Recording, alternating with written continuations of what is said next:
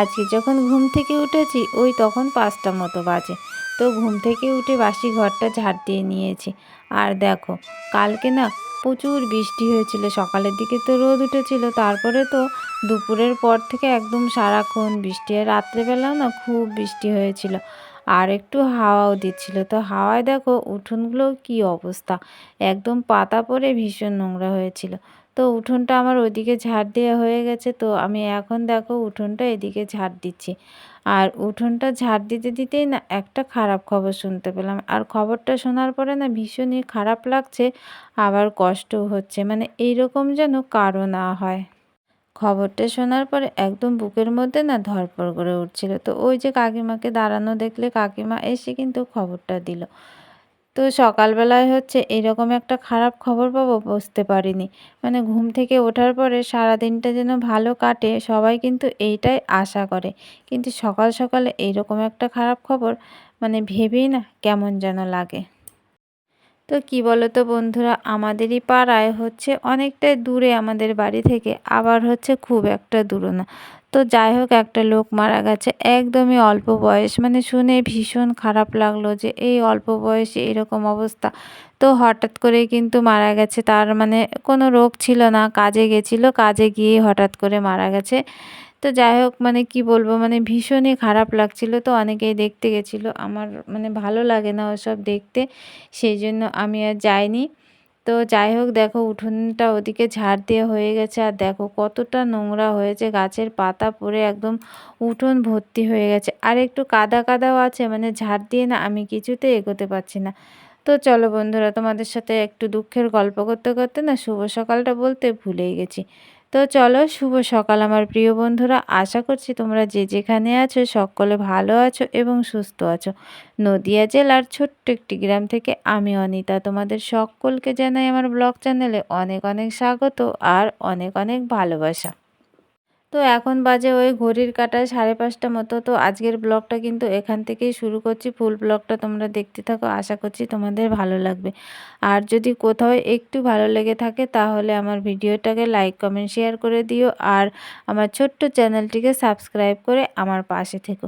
তো বন্ধুরা, আমার উঠোনটা কিন্তু ঝাড় দেওয়া হয়ে গেছে, আর উঠোনটা ঝাড় দিয়ে দেখো ছাগলটাকে বের করে দিয়েছিলাম, কারণ আজকে আগে বের করিনি, একটু পরে পরে বের করছি।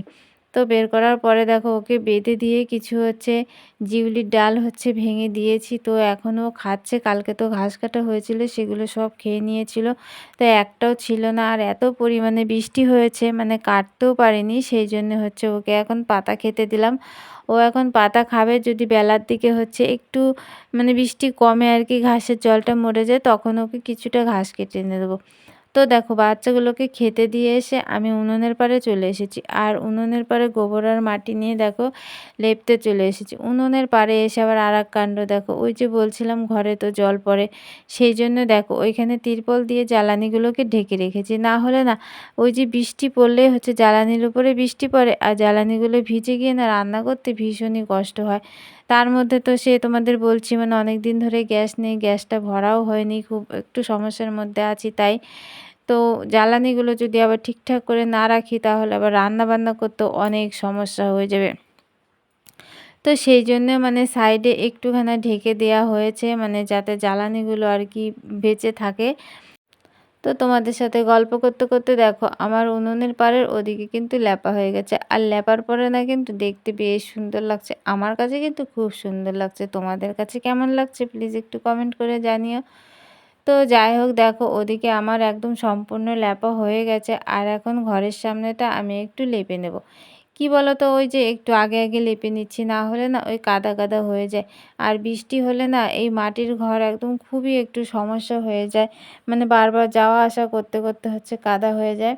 তো যাই হোক, ওদিকে লেপে তারপরে দেখো চলে এসেছি কলপারে। আর কি বলো তো, গুড্ডুও তো আমার সঙ্গে সঙ্গে উঠেছিল। গুড্ডু ওদিকে একটু খেলা করছে আর কি। গুড্ডুর কাণ্ড মানে খেলা বলতে আর কি, ওই যে ছোট্ট ছোট্ট আমের যে চারাগুলো বেরিয়েছে সেইগুলো হচ্ছে উঠোনে লাগানো ওর হচ্ছে কাজ।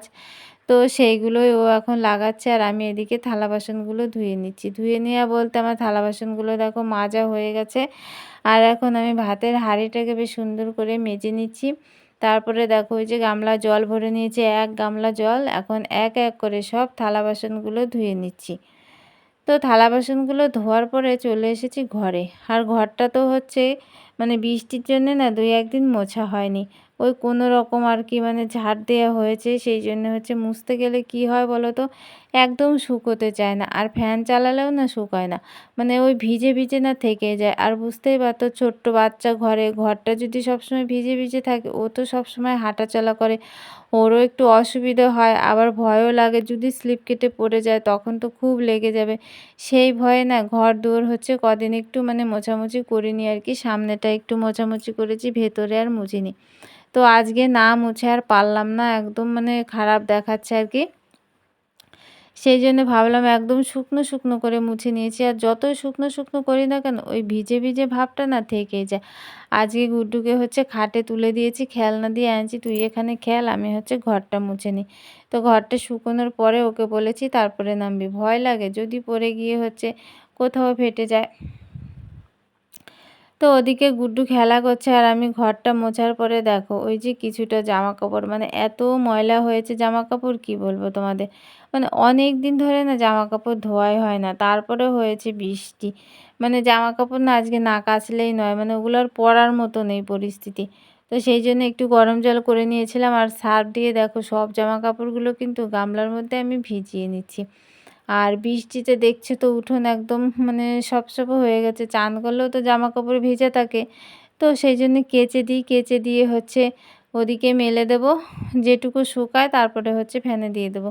তো গুড্ডুকে নিয়ে দেখো মা একটু ঘুরছে আর ও না শুধু জল কাদা এগুলো ঘেঁটে বেড়াচ্ছে, সেই জন্য মা ওকে কোলে নিয়ে নিয়েছে।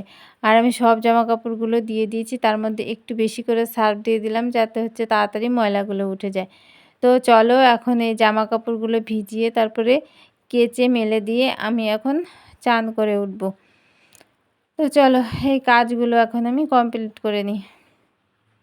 জামাকাপড় কাচাকাচি করে সব মেলে দিয়ে চান করে নিয়েছিলাম। তারপরে দেখো ভাত বেড়ে নিয়েছি আর নিয়ে নিয়েছি ভেন্ডি সেদ্ধ আর ভেন্ডি ভাজা, কারণ অনেকগুলো ভেন্ডি হয়েছিল গাছে।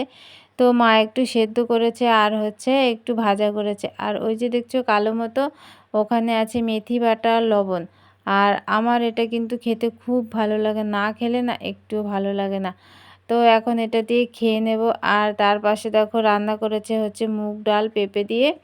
তো আজকে আমাদের এই রান্নাবান্না হচ্ছে, এখন খাওয়া দাওয়াটা করে নেব। আর খাওয়া দাওয়া করার পরে হচ্ছে কাজে বসতে হবে। কাজের ভীষণই চাপ আর হচ্ছে কারেন্টেও খুব ভীষণ জ্বালাচ্ছে।